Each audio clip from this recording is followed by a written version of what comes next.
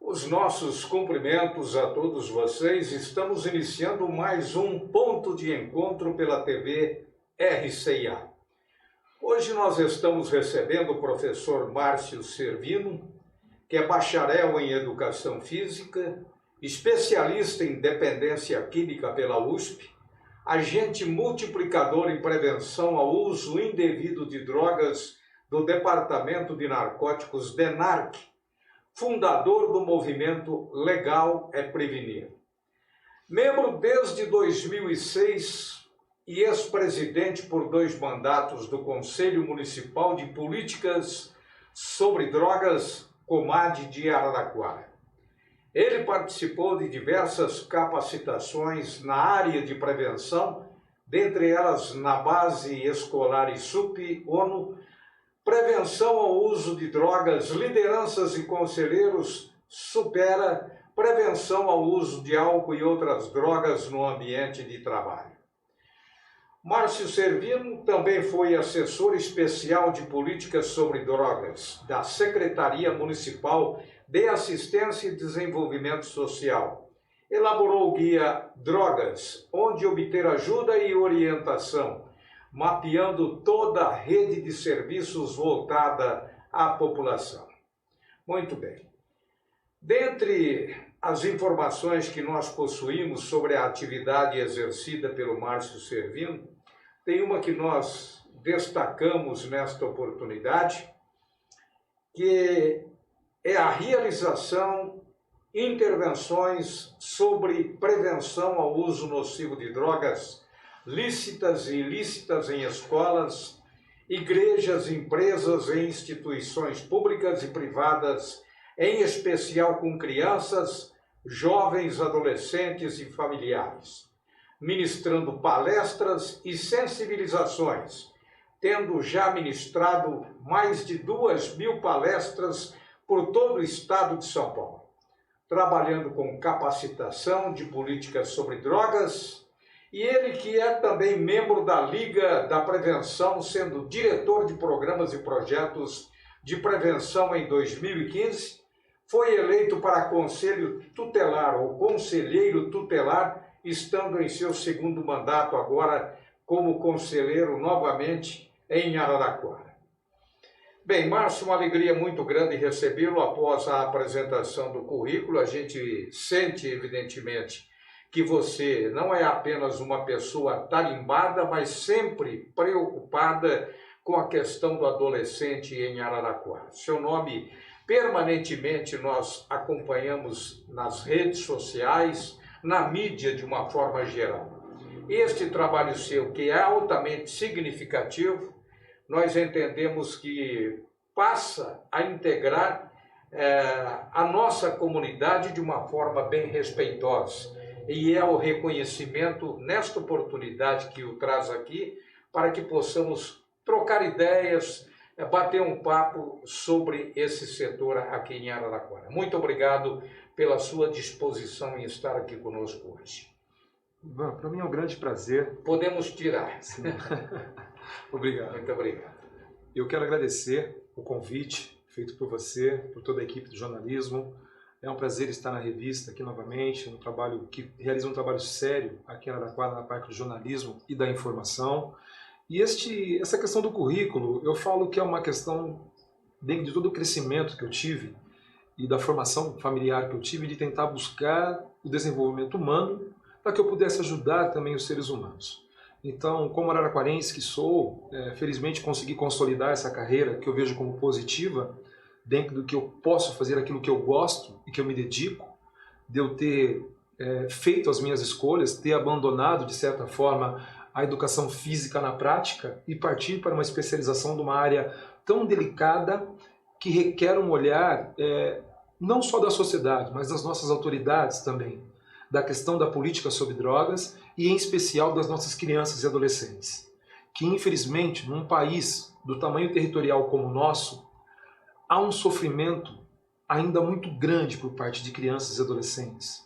Quando nós sabemos que 50% da nossa população não possui água tratada e esgoto, sabemos que as crianças sofrem com essa situação. e trazendo para o nosso momento real perante pandemia, isolamento, esse algo novo, nos remete a uma reflexão muito cirúrgica de termos que fazer uma dicotomia, de que, assim como existe os adultos no grupo de risco, existem milhares de crianças e jovens em situação de vulnerabilidade, que infelizmente, dentro desses números tristes que nós temos de mais de 50 mil perdas, estão pais e mães, e automaticamente milhares de crianças que estão carentes hoje, sem o seu avô, sem o pai, sem a sua mãe. E como que nós vamos nos preparar, não só para o futuro, para esse presente, para essas crianças que são atingidas? Então, esse meu trabalho, que se consolida há mais de uma década, ele faz com que eu cresça interiormente, porque eu vejo que eu posso atingir as pessoas de uma forma direta, colaborando com tudo que eu me formei nesse meio tempo.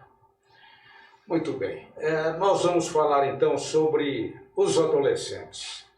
E um assunto praticamente tornou-se do conhecimento nacional na semana passada, por conta de um sequestro, depois o estupro de vulnerável de uma menina de 13 anos, em atos cometidos por um vigilante de 30 anos, em uma rota de Maranguape, no Ceará, até Araraquara, no estado de São Paulo, culminando com a prisão do homem e o seu suicídio no interior da cadeia pública em Santa Ernestina. Isso tudo abre um debate sobre o comportamento da sociedade e a influência das redes sociais na vida das pessoas. Você, como conselheiro, qual a sua interpretação sobre esse caso?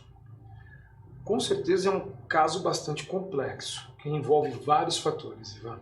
Nós temos uma situação atípica, mas que ao mesmo tempo começa a se tornar recorrente nos dias de hoje, que é o envolvimento precoce de crianças e pré-adolescentes com pessoas mais velhas, e assim como também com interesse de homens, de pessoas mais velhas, com pessoas mais novas. Neste caso específico, é importante, todos aqueles que acompanharam as informações, o que este portal notificou e os demais, que é importante dividirmos os aspectos e fazermos as devidas avaliações. Essa pré-adolescente, do ponto de vista que foi, como que eu posso dizer, teve a presença deste homem, né, que houve o assédio, houve toda uma construção para que esse processo culminasse para a vinda dela, e que com certeza, talvez em meio à emoção dos atos e dos fatos, em nenhum momento foram avaliado talvez as consequências, que talvez nem o melhor dos escritores poderiam prever um final tão triste e fatídico como foi esse, com a morte do agressor. Porque é claro que não estamos aqui para julgar, Exatamente. Jamais. Mas no mundo, hoje, quando nós estamos com as redes sociais bastante polemizadas, é muito triste ver algumas opiniões que julga a adolescente do ponto de vista de vulgaridade, de ter também assediado, como também coloca o agressor como um suposto... E eu sou muito comedido em fazer qualquer análise profunda, Ivan, porque é interessante que as investigações dos fatos, que a polícia possa se aprofundar, que o Conselho Tutelar possa cumprir a sua função junto com o Ministério Público e entender o que se passava no núcleo familiar desta adolescente, porque ninguém desiste de viver na sua casa à toa. Ninguém foge de casa.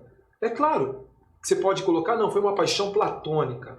Só que nós temos que analisar N situações de vulnerabilidade, N situações de violações de direito que possam eventualmente estar acontecendo, mas principalmente um trabalho de escuta ativa, de rede, na qual essa menina, como ela foi muito bem acolhida aqui em Araraquara, felizmente temos uma rede muitíssimo organizada, que soube acolher e dar o amparo necessário, e que com certeza, no descorrer do tempo, com a análise do Ministério Público, como eu disse, e com o suporte da Rede de Assistência Social e do Conselho Tutelar, esse trabalho se entrelaça para que essa menina possa retornar para o seu núcleo familiar e que as medidas judiciais possam ser tomadas da forma mais sensata.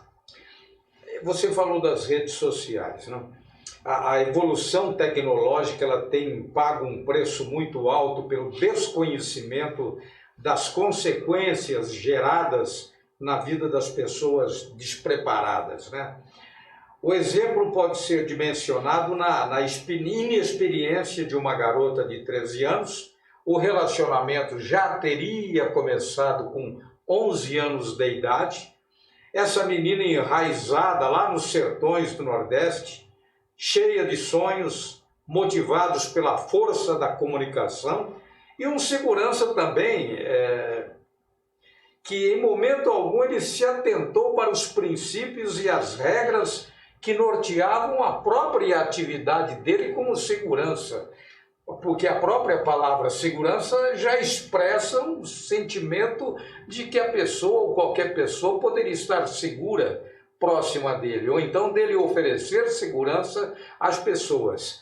Mas são duas situações então, Márcio, da menina cheia de sonhos e do vigilante, vamos dizer assim, despreparado ou então vivendo um amor platônico. Você imagina que seja isso realmente como conselheiro?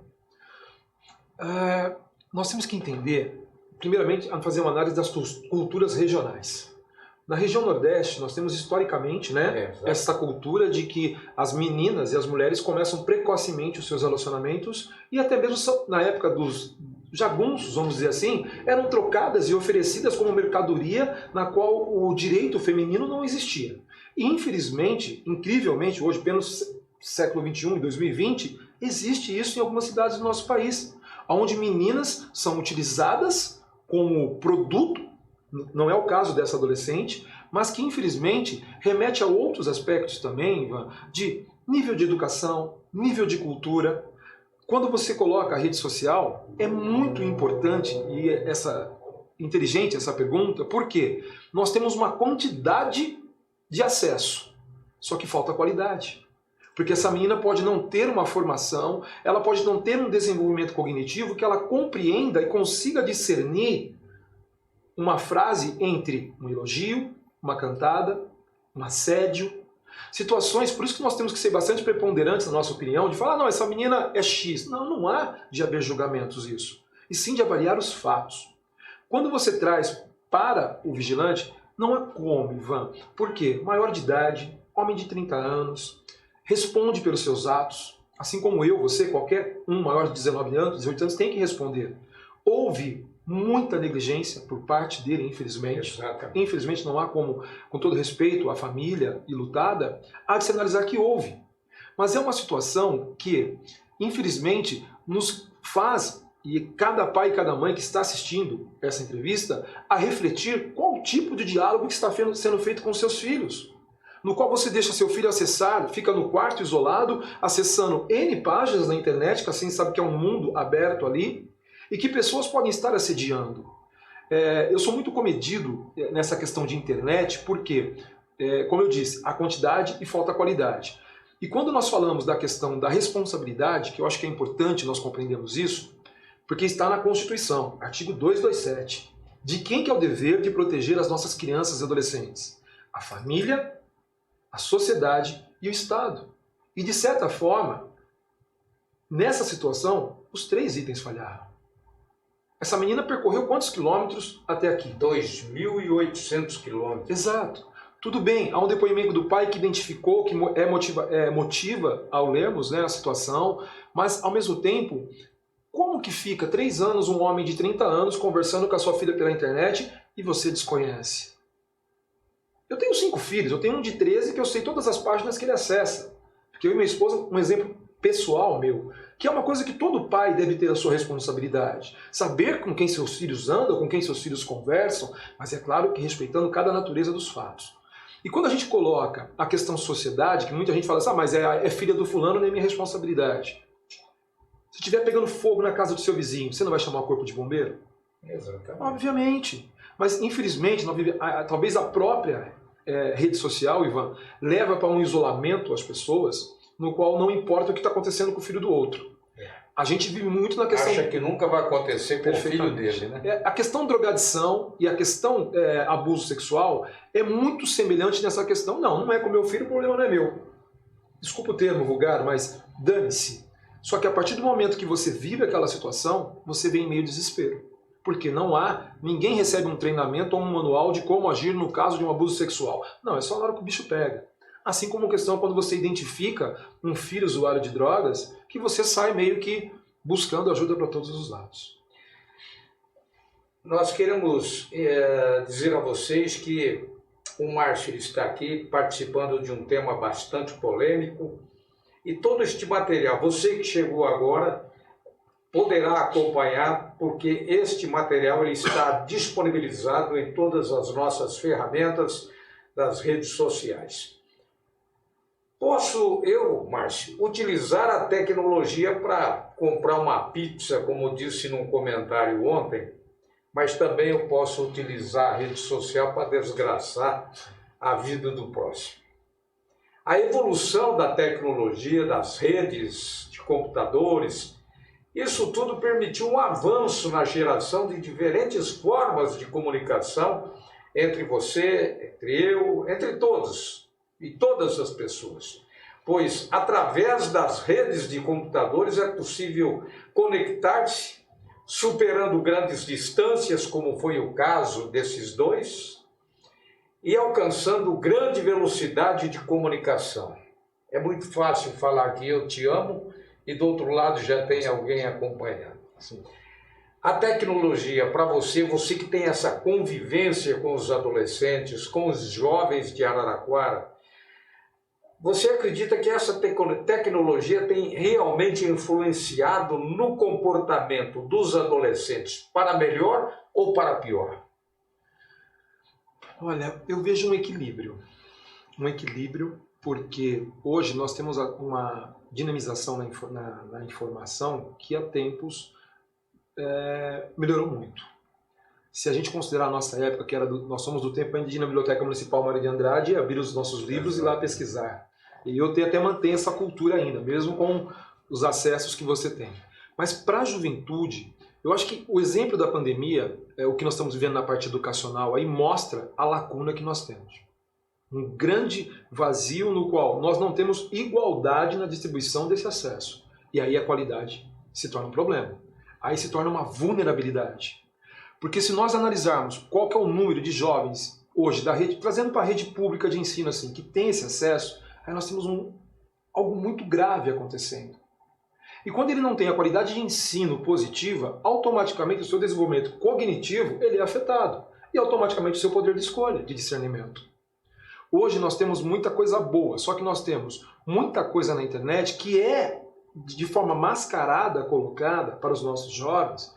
E vamos trazer assim alguns comerciais antigos, né? Quando você colocava aquelas imagens do homem fumando, consumindo uma bebida alcoólica, que tinha a mensagem subjetiva do quê? De vender aquele produto, de prazer, de festa, que hoje infelizmente são proibidos. E que infelizmente hoje, com toda essa evolução que nós tivemos, isso acontece de forma mais cirúrgica. Onde você pode não ter no comercial da TV, só que você recebe no seu smartphone, você recebe em outras plataformas, como você bem colocou, que fica difícil, porque você tem uma geração de pais que não conhece algumas plataformas, na qual o filho ensina o pai a mexer aquilo. Então fica difícil você querer acreditar que aquela geração não ultrapassada, mas que não acompanhou talvez isso, consiga fazer essa divisão. Mas eu coloco ainda o acesso, Ivan, como eu tenho visto muita coisa na periferia, e uma imagem, usando um exemplo prático do dia a dia, eu estive recentemente na região sul da cidade, e me chateou muito ver um grupo de garotos negros sentados à beira de um clube, roubando o sinal de Wi-Fi, roubando no bom sentido, tentando captar o sinal de Wi-Fi para fazer o trabalho escolar. Aquilo me partiu o coração. E eu estou falando de Araraquara, cidade de 215 mil habitantes, uma das cidades mais desenvolvidas do estado de São Paulo. Se aqui é assim, como que está em outras situações, irmão? Então nós temos dificuldade, tanto no mínimo como no máximo. Você pode ter uma internet de alta qualidade dentro da sua casa, na qual você dá o conforto para o seu filho. Mas você monitora o que seu filho está acessando ou é livre? Onde que está a responsabilidade legal sua quanto pai, genitor e responsável? Mas também nós temos lá na ponta da periferia aquele menino que não consegue acesso mínimo.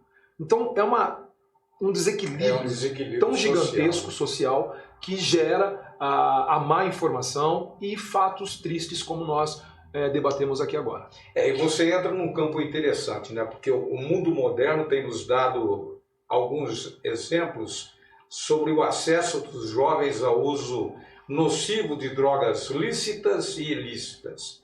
Qual é o papel de vocês que fazem parte do Conselho neste cenário e quais os riscos do uso precoce de bebidas alcoólicas entre jovens e adolescentes? Principalmente agora, né, emendando a pergunta, durante a pandemia, aumentou o consumo de bebidas alcoólicas por conta do isolamento.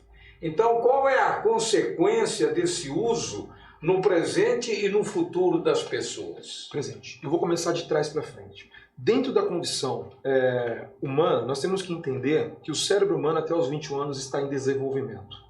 Isso é notório, tanto para o homem como para a mulher. E toda e qualquer dose de substância trazem danos a esse desenvolvimento. E nós temos um grande problema quando nós vamos para o início da pergunta sobre o início precoce, porque nós temos dados recentes, Ivan, que mostram que o primeiro gole de um adolescente começa aos 12 anos. Que do ponto de vista de desenvolvimento neuronal, isso é péssimo, que quando ele atingir 21 anos, a chance dele se tornar um dependente químico é muito grande. Porque esse consumo tem uma tendência o quê? Você aumentar a busca por prazer, a forma de oportunidades, é uma droga de sociabilização. Isso eu estou falando da bebida alcoólica, de uma droga comum, lícita, que é a mais consumida por todos, tanto homens como mulheres, que pode trazer danos irreversíveis. Que quando você aumenta para um plano, que com o aumento das drogas ilícitas hoje no Brasil, como maconha, cocaína e outras, que são drogas estimulantes do sistema neuronal, os danos podem ser muito maiores. Então esse uso precoce hoje é uma coisa muito grave dentro do sistema de saúde, mas também não só de sistema de saúde, de segurança, de acidentes que aumentam. Então o uso do álcool não é apenas no desenvolvimento neuronal, mas em todo o entorno da sociedade que nós temos. Quantos acidentes nós sabemos que acontecem devido ao uso de bebida alcoólica? Quantas brigas e conflitos familiares, muitos conflitos que nós atendemos no Conselho Tutelar, é fruto de um genitor e uma genitora que é usuário. E a criança vive dentro daquela situação de conflito decorrente de um uso que muitas vezes é genético desse pai, que ele vem de uma segunda, primeira geração, uma cultura social que é muito difícil nós combatermos no dia de hoje. E quando a gente fala sobre assim, a questão de como trabalharmos isso, talvez, aí está o grande desafio que nós temos. Que não há como nós terceirizarmos isso talvez somente para o professor. Não. Trata-se de um trabalho multidisciplinar, onde o Conselho Tutelar tem uma função específica. O Conselho Tutelar ele é um órgão requisitor de serviços. Então, se alguém que estiver assistindo nós aqui hoje, identificar que o seu filho menor de 18 tem um problema com o uso de substância, ele pode encontrar no Conselho Tutelar um órgão que vai requisitar e encaminhar esse adolescente ou esta criança para um atendimento específico, que aqui em Araraquara é feito no CAPS-AD, que é o Centro de Atendimento Psicossocial para Usuários de Álcool e Drogas. Então é importante que a pessoa entenda que detectou o problema, é procurar a solução. Existem algumas portas abertas, mas o uso precoce ainda é um grande fator, porque o que eu vejo? Pais que concordam com o uso, pais que acham porque ele tem 16 anos, ele já pode dirigir. Então são algumas situações peculiares que cabe dentro de casa a gente começar a lição dentro de casa. Nós estamos tendo aqui uma verdadeira aula de bons costumes com o Márcio Servino. E eu chamo a atenção dos pais neste momento, em função da pergunta que será feita a ele. Qual a idade e como falar com crianças e adolescentes sobre o assunto drogas? Ótima pergunta, Ivan. Eu sempre estou estudando. Eu digo que depois que eu me especializei na USP, eu nunca mais parei de estudar, porque você conhece um universo, né? O universo acadêmico ele é muito glamuroso e te traz um conteúdo de crescimento. E dentro do que eu aprendi, que a partir dos 9, 10 anos já é possível ter uma conversa clara com a criança. E aí você pergunta, mas caramba, por que 9, 10 anos? Porque a criança já tem o discernimento do certo e o errado. Só que deve ser uma conversa sem aquela questão de amedrontamento ou de causar o terror, de falar que droga mata, que droga faz mal, porque isso aí pode, de certa forma, aguçar a curiosidade da criança. Mais explicativa. Explicativa, exatamente. Porque é notório que a partir que a criança tem o discernimento, o seu desenvolvimento cognitivo, até 12 anos ela é criança, e você consegue de forma prática explicar quais são as consequências daquela substância no organismo dela, ela vai ter compreensão sobre isso. Porque muitas vezes o que ela tem é uma visão assim, o papai quando bebe ele fica estranho, o papai fica violento, o papai... Ou seja, ela vai tirando as análises dela.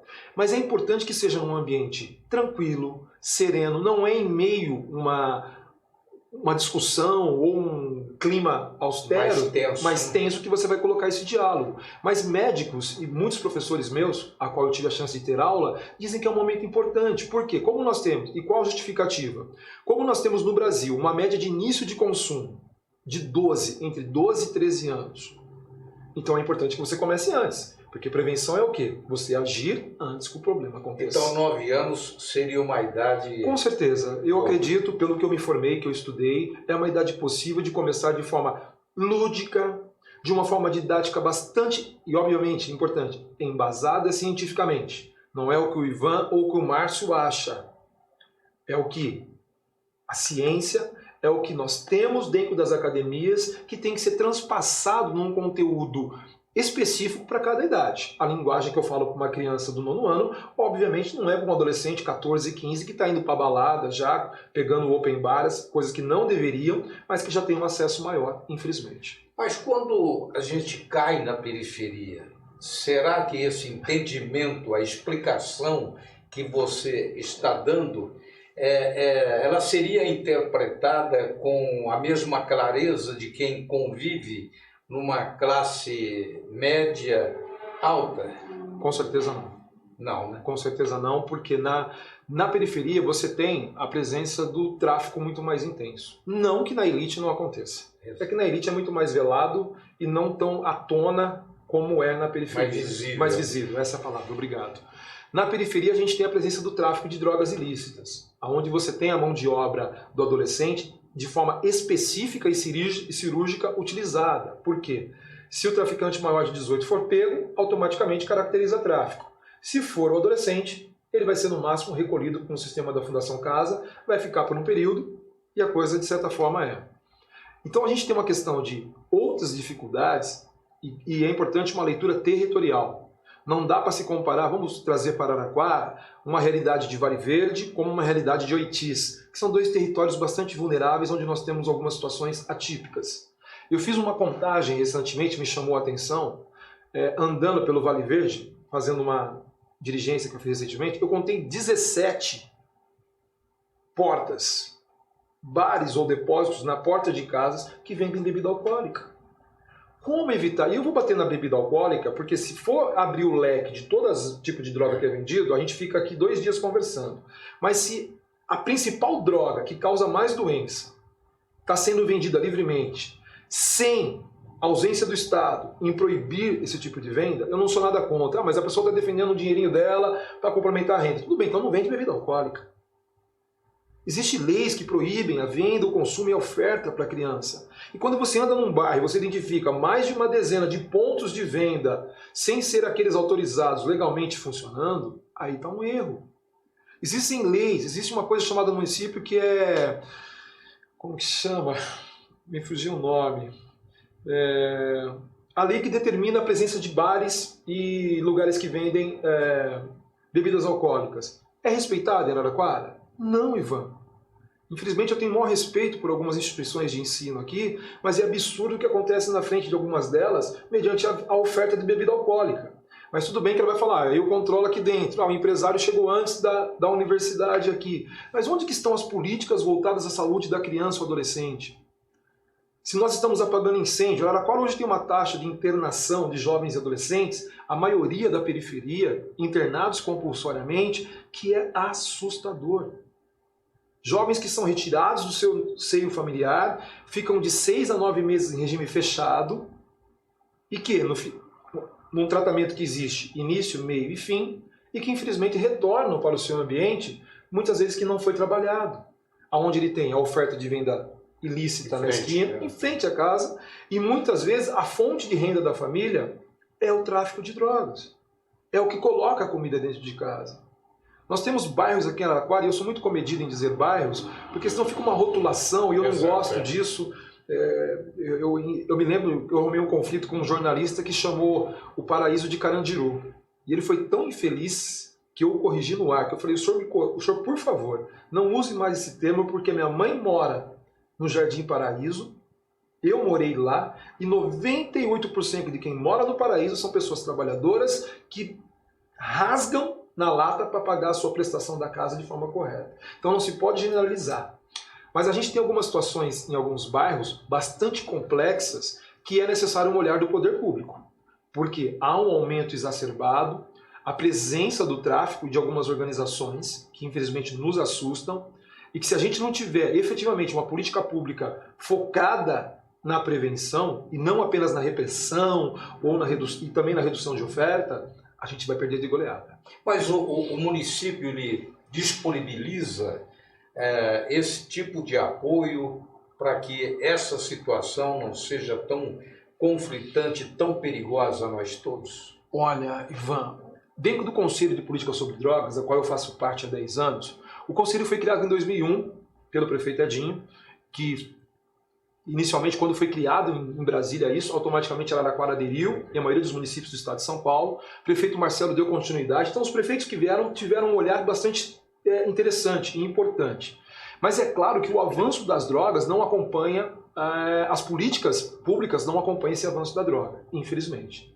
Nós estamos num trabalho cíclico dentro do híbrido, dentro do Conselho de Política sobre Drogas, com ações sistematizadas, de tentar trazer o aprimoramento, mas é claro que a gente ainda patina em algumas situações. Por quê? É necessário um trabalho em rede. E muitas vezes ainda, ou algumas, prefiro me corrigir, não há uma sintonia articulada. Hoje o município tem um projeto que eu gosto muito de elogiar, porque ele tem identificado lá os 6 territórios com maior vulnerabilidade, a qual eu acho importante você saber. É um projeto chamado Território em Rede, a qual eu admiro. Por quê? É importante, porque se alguém perguntar para mim aonde que nós temos que atacar primeiro, eu vou atacar numa região onde eu não tenho vulnerabilidade ou eu vou naquela. Então, automaticamente, identificar os territórios já é uma primícia. E automaticamente os trabalhos que são feitos pela assistência social, a qual eu tenho uma origem, foi minha dentro do governo municipal, de enxergar, de nós atendermos aqueles que mais precisam. Mas é claro, voltando na sua pergunta, nós temos que ter um olhar mais incisivo ainda na questão da prevenção ao uso de drogas, dentro das escolas e com as famílias. A gente sente o desespero dos pais quando eles, evidentemente, estão vivendo um drama ao lado do filho, que está entrando na droga e também na bebida. Aqui em Araraquara, onde eles podem encontrar ajuda, Márcio? Araraquara tem uma... Como eu viajo todo o estado, já trabalhei em várias cidades, eu posso afirmar que Araraquara tem uma das melhores redes de apoio e atendimento do estado de São Paulo. Quando eu falo que tem, é porque funciona. Primeiro que nós temos cerca de 5 grupos de apoio efetivamente. Apoio à família e ao usuário. Um dos mais importantes e mais renomados e conhecidos de Araraquara é o Amor Exigente, pela nossa querida Maria Lúcia Gil, coordenada há muito tempo, que tem todo um respaldo com N voluntários, que fica no Jardim Brasília e que atende às terças e quintas-feiras, com reuniões periódicas. Neste momento de pandemia, infelizmente, está suspenso, mas existe um trabalho digital sendo feito na internet. Araraquara possui 2 salas de narcóticos anônimos, uma aqui no Jardim Harmonia e outra no Jardim Martinez, no Salão da Igreja São Dimas. Esses grupos são totalmente gratuitos e abertos à população, onde ele vai ser acolhido e vai ter a devida informação. Do ponto de vista de atendimento, Ivan, para uma família que identifica um ente adoentado ou sob uso, a porta de entrada é o CAPS-AD, que eu comentei antes, que é o Centro de Atendimento Psicossocial, que hoje faz centenas de atendimentos durante o mês e que tem ótimos resultados. As famílias, elas demonstram preconceito em levar a pessoa que está com problema, o filho, o marido, enfim, alguém que está próximo da família. A desinformação é um grande problema. Muitas famílias pensam que a solução é a internação. E a internação é o último estágio dentro de um processo de tratamento para um dependente químico. Então eles acabam atropelando as outras etapas, como um tratamento ambulatorial, um tratamento que poderia ser feito indo e voltando, porque a internação traz vários traumas, tanto para o internado, como também para a família que se torna um codependente. Por isso que nós vemos muitos resultados de pessoas que você fala, eu já fui internado 8 vezes, 7 vezes, aí você acaba julgando muitas vezes a culpa nessa instituição que o fez. Mas é importante que a família compreenda que, identificando o problema, que existem etapas a serem realizadas. Mas é claro que a gente tem que ter muito cuidado, porque o lado emotivo fala muito. Quando você vê um filho debilitado, sofrendo do uso, várias reações que causam no organismo, como abstinência e outras situações, que deixa muito triste, se deixa os pais de forma impotente. E nós temos muitas, nessa área de dependência química, assim como nós temos entidades de qualidade, nós temos muita picaretagem. Isso. Esse é o termo. Quando a pessoa oferece um tratamento custando 1.200, valores absurdos, podendo chegar até 30 mil reais por mês, Ivan. E as famílias vender carro, já vi família vender carro, abrir mão de bens, acreditando que aquele tratamento tem uma solução. E infelizmente, é importante que todos entendam que dependência química não tem cura. É uma doença progressiva e incurável. Você pode ter o controle dela. O controle desse uso. Eu tenho amigos de N áreas profissionais que estão limpos há vários anos. E eles têm o total controle que um gole de bebida alcoólica pode destruir todo esse processo. Como vocês estão organizando a Semana Municipal de Prevenção de Araraquara? Esta é a 10ª semana. 10ª semana. Eu tenho muito orgulho de ter participado de todas elas. De forma colegiada, o Conselho Municipal enfrentou o desafio, como em meio a uma pandemia, realizar uma ação preventiva. Todas as outras 9 edições foram de formas físicas, em encontros, palestras, debates, ações lúdicas. Esse ano, em meio, vamos chamar de febre das lives, e dos trabalhos webs que foram feitos, nós cirurgicamente fomos convidar uma série de especialistas do Brasil, um know-how de profissionais. Começou na última segunda-feira, dia 22, com a presença do professor Marcelo Marim, da Universidade Unesp aqui de Araraquara, e do meu querido amigo Dr. Marcelo Ribeiro, presidente do Conselho Estadual. A semana foi cirurgicamente construída com lives e vídeos institucionais de modo a gerar informação. Eu sou muito copiar um slogan de uma TV paga, Prevenção é informação, Ivan. E seja como ela for, ela tem que chegar a essas pessoas. Então a semana acontece de 22 a 26, com lives às 16 e às 19h30 pelo site da Prefeitura Municipal de Araraquara, com N temas e um alto nível de qualidade. Ok. Bem, nós estamos com o nosso tempo estourado, até excedemos um pouco, mas valeu a pena em função das informações que você nos trouxe, as orientações importantíssimas, porque vivemos realmente mais um período de transição, em nossas vidas, porque a pandemia ela vai embora e vai nos deixar novos costumes, novos hábitos, e tomara que estes hábitos e estes costumes eles se enquadrem aos traços educacionais que nós convivemos, dos quais nós passamos a nossa infância, e esses reflexos, queira Deus que eles possam colocar os adolescentes, os jovens, num caminho de paz, de tranquilidade, serenidade e, acima de tudo, muito progresso. Mas nós deixamos você à vontade para que possa falar aquilo que você sente num momento como esse de pandemia em relação à atividade que você exerce. Eu tenho uma visão pessoal que nós estamos, obviamente, vivendo um momento ímpar. Nunca vivemos uma pandemia. E na questão da criança e adolescente, Ivan, me deixa muito preocupado que possa estar represado nesse momento.